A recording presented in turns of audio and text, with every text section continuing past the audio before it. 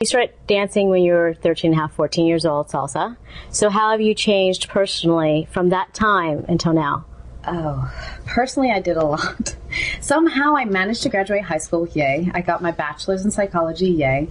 I got my master's in psychology, yay. And then I was going for my second master's in school psychology. So I started thinking that I was going to do only dance, and then I realized that a dancer's life is pretty much short because we're limited by our bodies, by injury and so forth and so on.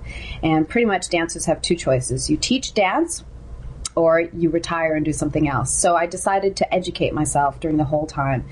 My parents were really, really adamant at the fact that, you know, you can injure yourself and not dance anymore. And I thought, they're right. So I started to go into school, and then I finally finished all the schooling. And so personally, I realized that dancing is beautiful, but it is the everything that I love, but I also have to become a whole person. And that's pretty much how I changed my perspective. At first I was like, I'm only going to dance. Who cares about everything else?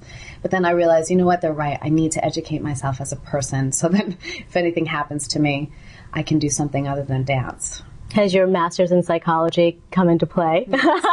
Oh my gosh, with all my students. Yeah. Definitely. Because when you teach, to a certain extent, you have to kind of be like a therapist to a certain extent, because your students come with you perhaps with complexes about themselves. Perhaps they feel like they can't dance. Perhaps they feel like because they haven't been exposed culturally to this kind of dance, they're going to be bad at it.